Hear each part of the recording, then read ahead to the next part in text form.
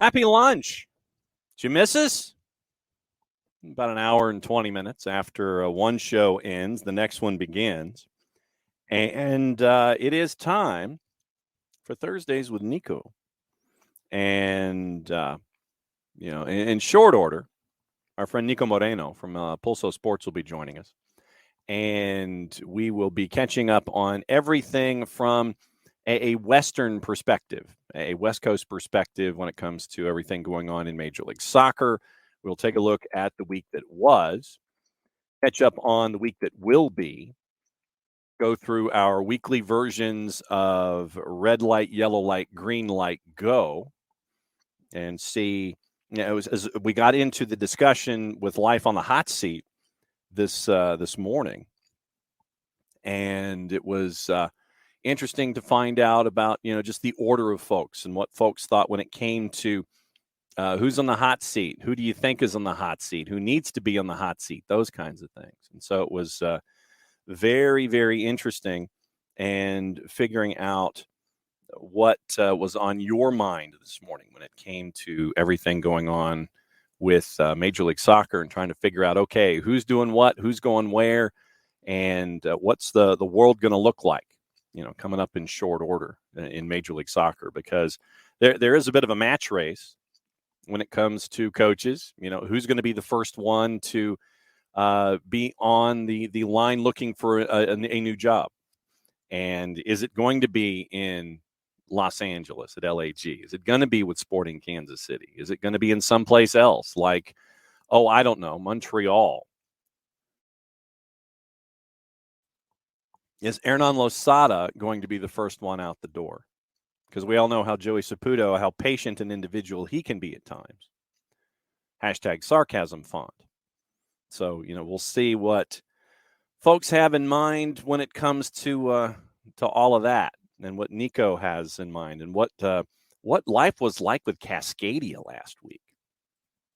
None of us, unless you were maybe in Portland, thought that what we were going to see last week was what we were going to see last week. Did not end up that way. And so we'll go over what happened last week with all the surprises.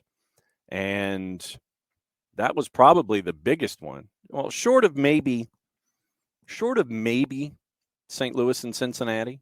St. Louis putting 5 on the board against Cincinnati in a game that was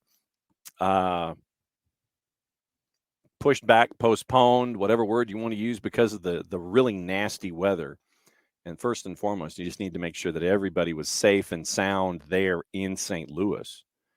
And so the match that was supposed to start at 8:30 Eastern time, or 8:39, ended up at 10:49 Eastern time. So 2 hours and 10 minutes delayed because of the weather. And I mean, St. Louis City was looking at, posting stuff on their social media about the idea of, okay, we're under a tornado warning. If you're here, you need to go find shelter immediately and not be in the bowl. You need to go into the stadium concourse. You needed to do that. So, that's what you're staring at with that particular move. And so, did Cincinnati? I mean, Cincinnati, don't know if they just wanted to get out of town or not. 5-1 by the time it was done. Jared Stroud wasting no time. Lewin, Hebert, Gioacchini, and then an own goal from Celentano off his back. In one of the more interesting goalie moments of the weekend when it came to GK Union. That one, what happened in Charlotte and Colorado, in and out of the hands, and it ends up with an equalizer basically at the death. So you had that going on. So there was a lot of stuff that was being played and played out when it came to what was going on in Major League Soccer last week. Obviously, we'll go over all of that. San Jose making things, if you thought things weren't bad enough for Sporting Kansas City, San Jose made them worse. Kansas City, red cards equals goals scored this year. Not in direct correlation, mind you, but in the idea that, okay, we've got 2 red cards this season. We have 2 goals scored. And that's why the whole discussion comes up again, once again, for Peter Vermes and the idea of, Peter Vermes, do you, and this was brought up this morning on the Twitch pitch for the morning show, Soccer Down Here, Soccer's morning show. Does Peter Vermes fire himself? Does he have a conversation with himself in the room? Does he go from like behind the table to sitting in the chair and having that conversation that way? Well, Peter, I'd like to have a talk. You go around the edge of the table. Yes, what would you like to talk about? You go back to the seat and behind the table. Well, you look at the recent run of form, runs back. I know what you're going to say about the recent run of form. And you just have that conversation where you're going from being seated to rolling around and being the authority figure and then getting it squared away that way. So what is that conversation like? What is that conversation like if you have to fire yourself? I was thinking. And you end up with what happens there. It's like, I'm not happy with the way the season's going, coach. Okay, general manager. Or do you just have the conversation in a mirror? What do you do there? Do you just sit there and discuss it in the mirror? Do you have it in a room by yourself and go from one chair position to another and just kind of alternate all the way through? What's that conversation like? When you have to tell the other part of you that's on the business card, one part of you that's on the business card that is lower than you are on your corporate ladder within the organization. What is that conversation like? And when do you have it? Because, I mean, right now, you're looking at, Major League Soccer right now in the West, 2 of the blue bloods at the bottom. And if you add up their total points, they end up equaling RSL. So that's what you're staring at. And we bring in with his second cup of coffee. Let's see there. Where's the coffee? Where's the coffee, Niko? Where's the second cup? Right here. Here it is. Here it is. Very, very brave soul, considering that's probably topic number 1. It has to be. Bringing out the Rave Green big mug with his second cup of coffee. What in the ever-loving bleep happened in Cascadia where we were talking juice boxes and everything, and obviously me talking juice boxes, you just go with the opposite idea. But what in the ever-loving bleep happened there where Portland put 4 on Seattle at Providence Park? What happened there, man? First of all, hi to you, John, to your wonderful audience. Man, I go to Vegas and things just completely fall apart here with the Seattle Sounders. Huh? I mean, don't go to Vegas anymore unless you're going to be rooting on the Oakland A's. I guess that's apparently so, man. And I mean, it was a lot of things. I took my time. It was kind of interesting the way I found out about the game in general, because obviously I didn't watch it live. I heard the press conference first, which was interesting, and then I watched the game, the post-game press conference, of course. And my final thoughts are these. One, let's start where I started. I think that Brian was upset and emotionally frustrated. I think he did too much of an emphasis on basically saying that the guys didn't quite feel the rivalry and all these things, that they didn't play like it was a lot of rivalry. And I really was thrown back by it, because if there's something that I mentioned in this show and every show, is that the narrative, the feel in the training week to this game was, let's not make this game bigger than what it is. Let's not do anything different. Let's not approach it any different. So I thought that was the first thing that came to my mind. Yeah. Watching the game, I really don't think, and I'm glad that Brian was able to kind of reflect on things. And he mentioned during this week what I saw during the game, and is that he made a bad call. I think that he got overconfident when that first goal goes through and Raul Ruidiaz finally gets one in the back of the net.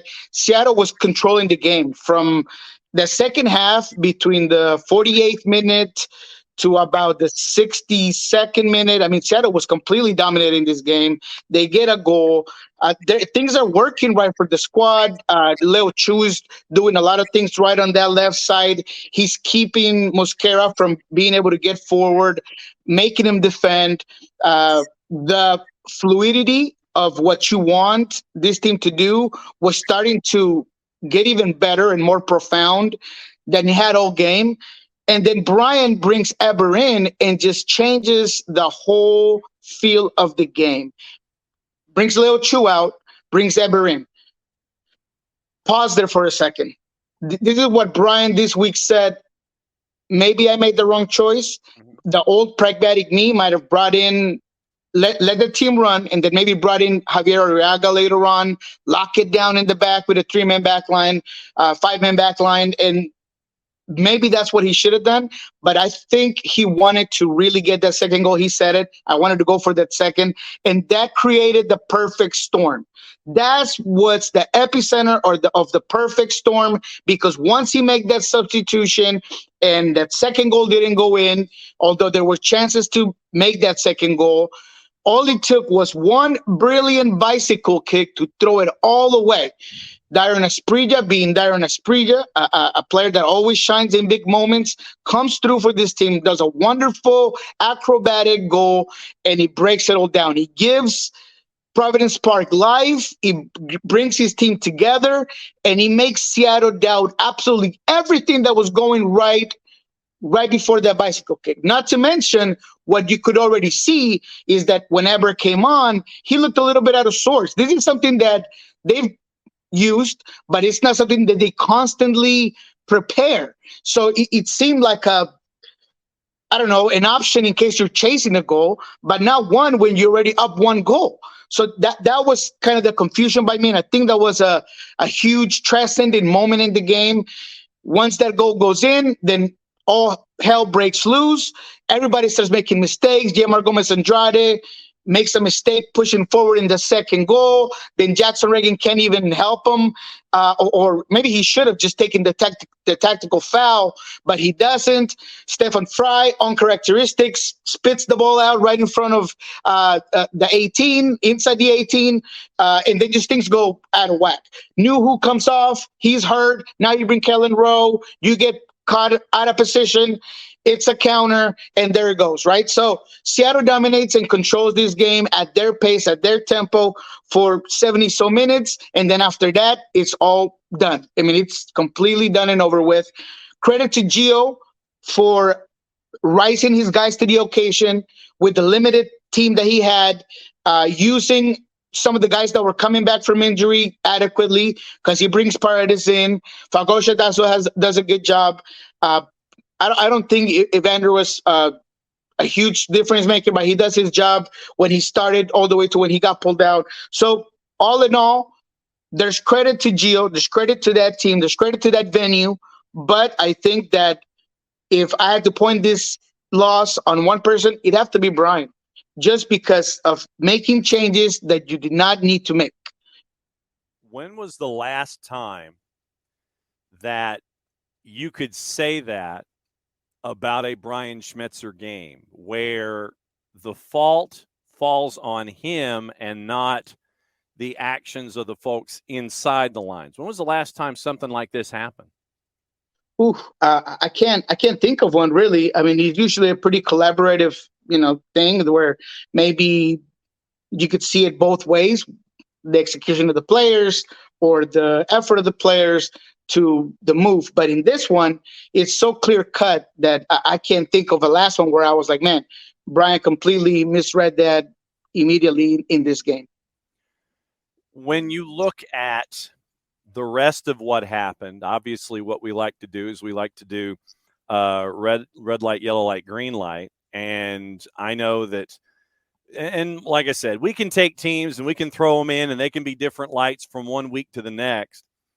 You look at folks like, and this was a topic that before we get into red light, yellow light, green light, topic we talked about this morning in depth on the morning show was hot seat. And obviously we were talking about Peter Vermes at Sporting. And by the way, according to Daniel Sperry at the Kansas City Star, Willie Agata has a stress fracture in his tibia, out for a while, according to Vermes. So there's some added context to Dom Dwyer's presence. He's on trial. Sporting looking domestically to add to the striker position. The window closes today as we're talking, but you can look domestically past that. Vermes is on the list. Vanny is on the list. Losada is on the list. We had Jessica Charman on this morning from Charlotte FC's crew. She thinks Latanzio is on the list, or at least, maybe in lane 8, gradually working his way to the inner part of the track here. When you look at hot seat right now, and we're only at the quarter pole, and we're having these kinds of discussions where we're 3, if not 4 deep in the hot seat, are we spot on? Are we missing anybody? What else are you looking at in the context of who might be on life support when it comes to their gig? I think that's about it. I mean, quite honestly, everybody else, I think, are running their course, and they're either where they should be at or they're excelling a bit. So I think you're spot on. You literally said everyone who is on board. I mean, Losada's chair is on fire. Peter Vermes is probably blazing hot as well. The Peter Vermes one is interesting because they just gave him an extension, and I am of the thought that sometimes a coach needs to be moved away from the game or the club for his own good.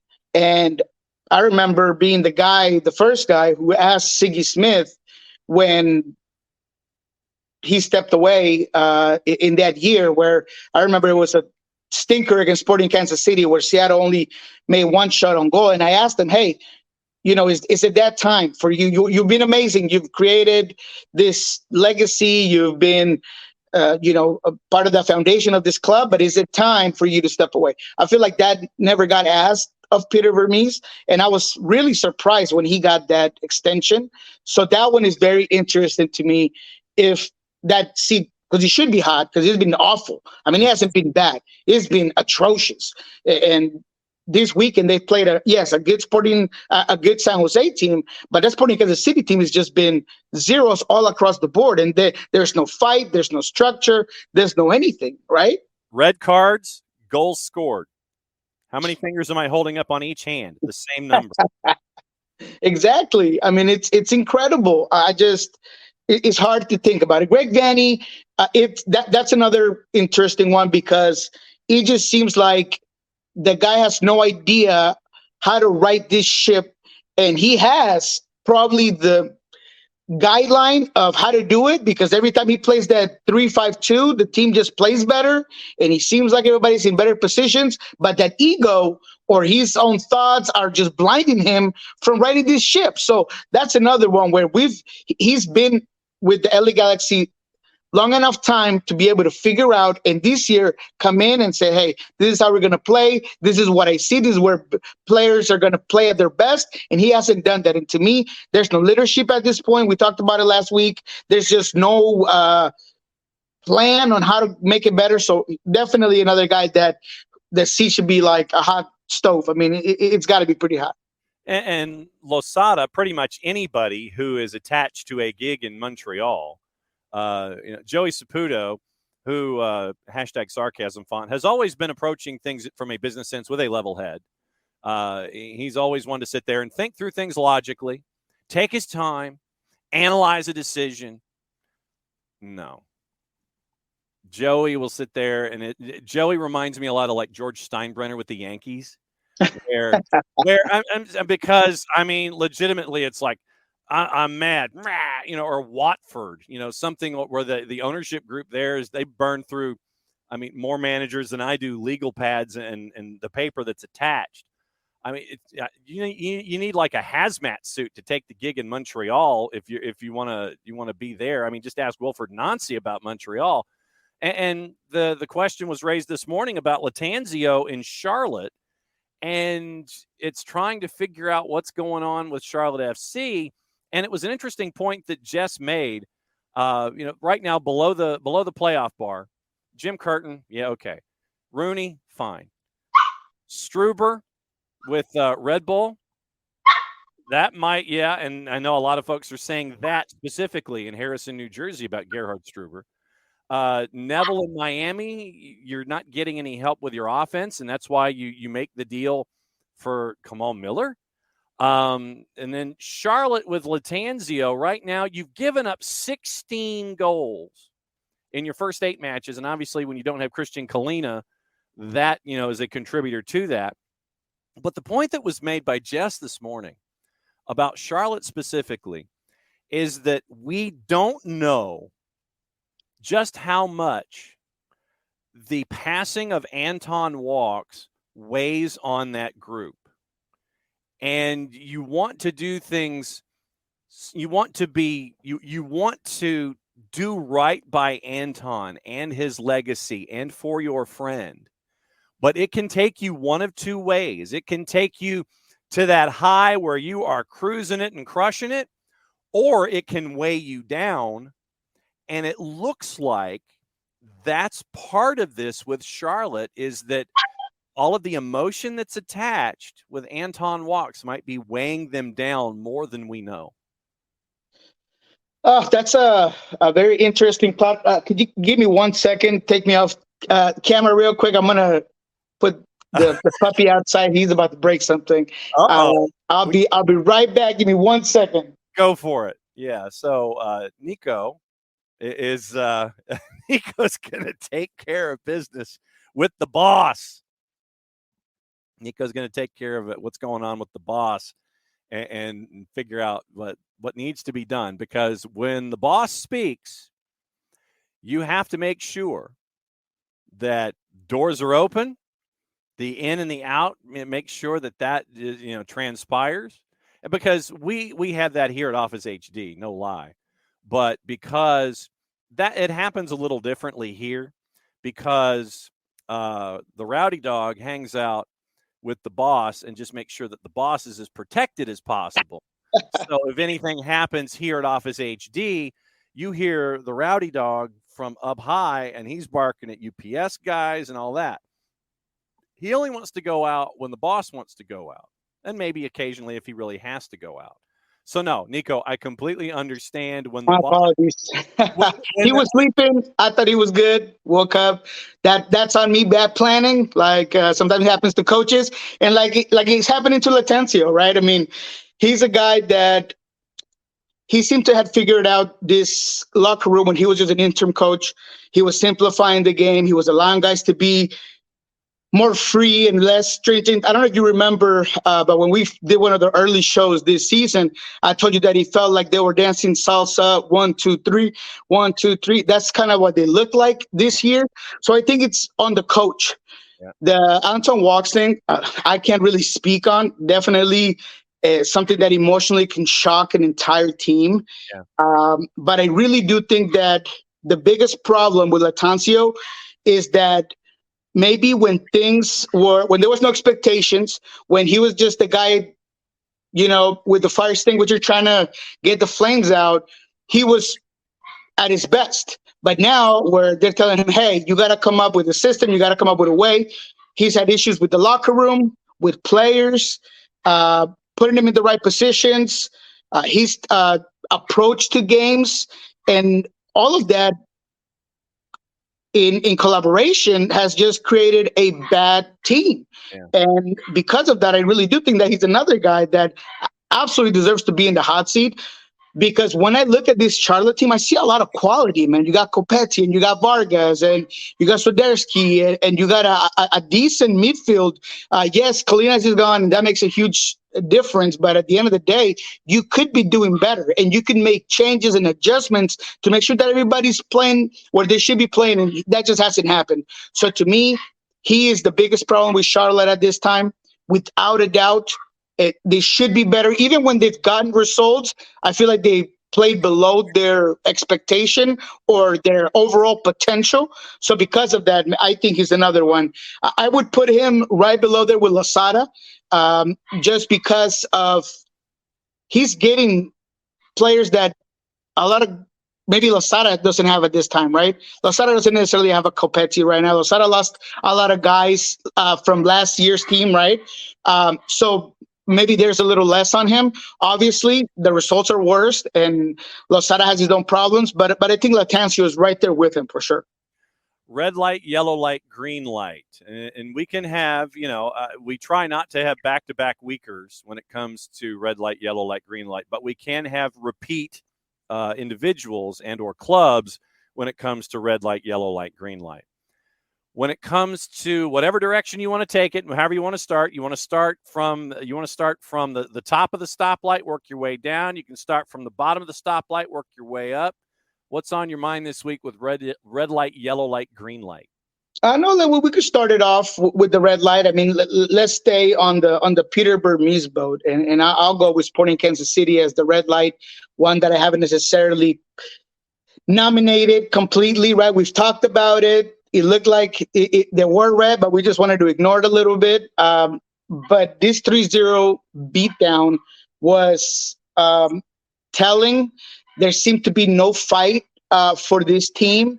The lack of desire, the lack of understanding of the system, of the team that you have ahead. You literally allowed San Jose to put the ball exactly where they're more dangerous. You had nobody being able to retain, limit, construct a guy like Espinosa, which everybody knows. You could ask my son. You might be able to ask my daughter, who's 9, and she'll tell you who's the best player for San Jose is Espinosa. So why didn't you do more to just at least try to limit that person?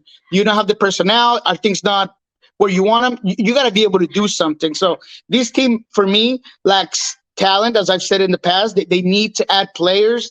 There's been no generational change.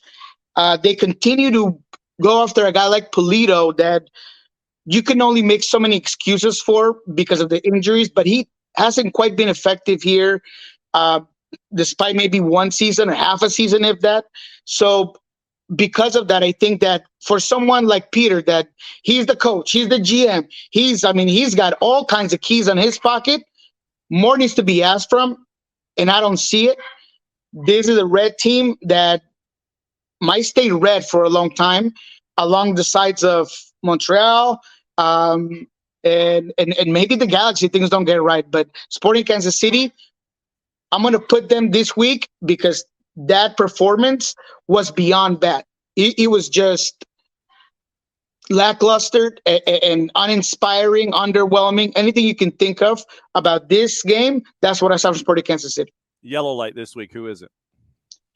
Hey, the red light that I've been talking about before this, right? We talked about it being a little bit in the mix of yellow. They lost the game, all right? I know they did. RSL. I'm going to keep them there because I don't want you guys to think that just one. I'm not going to be a prisoner of the moment. That Dallas game was tough, and yes, they lose it at the end. But I still like what I see from RSL. I want to keep him at that yellow. I can go with someone else, but I'm gonna go with RSL simply because I'm not gonna be a prisoner of the moment. And Dallas is a team that also has their own issues, but in this particular game, I thought that they could have had it. They lost it. They mismanaged it at one point, but I really do like what I see in terms of the foundation of that squad. So I'm gonna keep them at the yellow light. Green light. LAFC again. I'll go with LAFC. I'm gonna repeat because looking at this week, there's no team that just lights up green for me, especially after Seattle, obviously that let down. I could go St. Louis, right, because they had a phenomenal game against Cincinnati, but LAFC continues to be such exception to the rule of playing CCL and just not being able to perform domestically. I think the Galaxy presented some issues in that second half, and they were able to stay on it. That fan base is incredible. I mean, you saw it, John, in the stadium, obviously the rival stadium, and they all came out to play with a little help, I'm sure, from the supporters from the Galaxy that are boycotting. But at the end of the day, this team has game changers, goal scorers, depth. They just have all the tools. So they have to be green light until somebody else just knocks them down. Credit to St. Louis, though. Fantastic game. I was not expecting that. I'm glad I didn't get on those juice boxes. But definitely LAFC has to be my green light team. All right, Saturday, and as we always do, we sit there and we roll juice boxes into this discussion, and we let folks know what's going on the weekend, so you can sit there and look at your viewing plans appropriately. Every match but one, Atlanta and Chicago, is on your Saturday. Charlotte and Columbus, and this one just screams trouble for Charlotte for me. And once again, for the record, posting juice boxes, and like I said, we buzzed through them pretty much. Charlotte is actually a slight home favorite at a plus 142. Columbus is a plus 183. Your draws a plus 245. I think this one's Columbus's. I'm not shaking in my boots too much on this one. No, I like this one. Plus 145 for Columbus. Mm-hmm. I'll take those odds any day. I mean, look, this Columbus team played a very good New England Revolution team that seems to be very structured. Dylan Barrero totally lost his composure and put his team at a disadvantage. But at the end of the day, what Columbus is building is a team that can play various ways. The ability for Sands to be such a important player as a wingback, I think, has been interesting. So that Jan is just a game changer, someone that can just break it down any moment. And going against the Charlotte team that seems to leave so much space in between lines, I think that Jan's going to have a killer game in this one. Thankfully, I got him on my fantasy team. But he's going to have a absolute balling game against this Charlotte team that is so undisciplined when it comes to not just keeping reference on a specific player, but just the space in general that they give away. So this is going to be one that I would take Columbus without a doubt. All right. CF Montreal's a plus 202 at home. Red Bulls are a favorite at home. CF Montreal's just bad. You got to go with Red Bulls in this one, even though it was probably going to be one of the ugliest games of the weekend. FC Cincinnati's a big favorite at home, a minus 175, hosting the Timbers. Timbers are north of plus 460 in the composite, by the way, right now. Wow, yeah. Really? Oof. Yeah. That's worth just taking a swing on, to be quite honest. I mean, can this game against the Sounders, we kind of felt like their Super Bowl, be a momentum shifter? I mean, look, Santiago Moreno is a guy that has looked like he's so up and down. In this one, he was on point the entire game. He was defiant. He was nifty, finding players. I think he got 2 assists in this one. I mean, he was just so good against a Cincinnati team that's got a lot of changes right now. We don't know what's going on with Brenner. Sure enough, he's probably going to end up in Udinese, but, that's that. Lucho just kind of coming back to this team. Brenner, how much is he going to play in this one? Vasquez, how much is he going to play in this one after with being with the U.S. men's national team? So because of all those things, and a Portland team that's getting some shoulders back or getting some patience out of rehab, then maybe this could be a push for him. So I like that game for Portland, to be quite frank. I'll put some juice boxes on that. Draws a plus 316 in the composite. Revs are a favorite at home against Sporting. NYC's a favorite, just past even money at home against FC Dallas. Purple team's a favorite at home as DC United visits. Your last 7:30, Philadelphia Union, a big favorite at home as Toronto FC comes to town. What do you think about the rest of those 7:30s? The Orlando, DC United, no. The Philadelphia Toronto might be good. I mean, we talked about Toronto last week when they were going to face Atlanta. I told you it could be there 3-3 or it could be a 0-0 because they're such a up and down squad. But I saw some good things from them. I really love how they're using the width at times. Defensively, they can be a little bit inconsistent, but I really like what I saw from Philadelphia this weekend because they had a really bad start to the game. They got low. I thought it was going to be, I mean, they played awful defense to the standard of Philadelphia. I mean, very flat, very straightforward. That first goal, I think it's Glasson, the one that misses. He could have easily intercepted that ball, pull it out. He doesn't. So I like this game in general senses. I think Philadelphia it could use this as to build momentum and maybe fix some things that they haven't been able to get right in CCL. So I'll take Philadelphia in this one, but I think this is going to be a good game. I might take the over on goals on this one. I don't know what that line is looking like, but I like Philadelphia and I like it over on goals. All right, so the over starting at 2.5 is a -123. 3.5 is a +200. So there you go. There's your switch right there. I like that. +200 is at 3.5. Also on the board, your other matchups. Houston's a favorite at home against Inter Miami. Inter Miami can't score any goals. Nashville and LAFC is interesting. Juice boxes have thrown a blanket over this one. They've got both sides in and around +165. Your draws at +230. Colorado favored at home against St. Louis City SC. RSL favored at home against San Jose. LAG, a big favorite at home as Austin visits, and Seattle, a big favorite at home against Minnesota.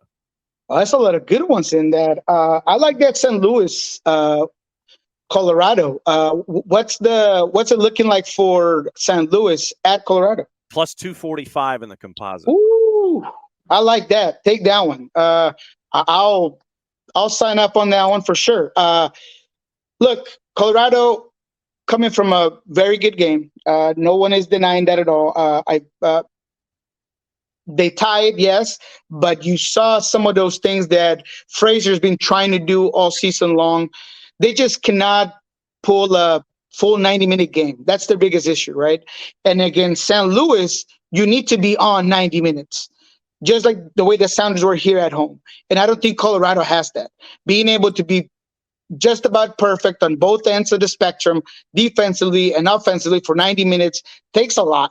And I think St. Louis is going to find themselves with some very easy goals, some transitional opportunities, some mistakes in that final end. I mean, Stroud is becoming to be a guy that you should not ever allow to even glance at the ball inside the 18 because it's going to go in. Yeah. Deflections or not, it doesn't matter which way, but they're going to get it. I love that collectively, right? There's, I believe, I read this stat that they have 8 different goal scorers within the team. They're the only team in MLS to do it. So that collectivity of getting so many numbers in the box is going to create some problems for Colorado.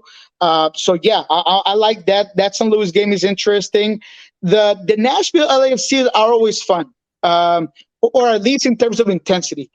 Nashville is coming from a game that they looked unlike any Gary Smith team that I've seen, and I know that this week he's going to make sure to put them on pins and needles and light those feet on fire just so they get it right. Because in set pieces, in overall fight, they just lack that intensity that Gary brings them in this game. So I think they're going to go into LAFC trying to be the team that I believe they're undefeated still, right? LAFC. So they're going to want to be that team that puts that L on that marker. So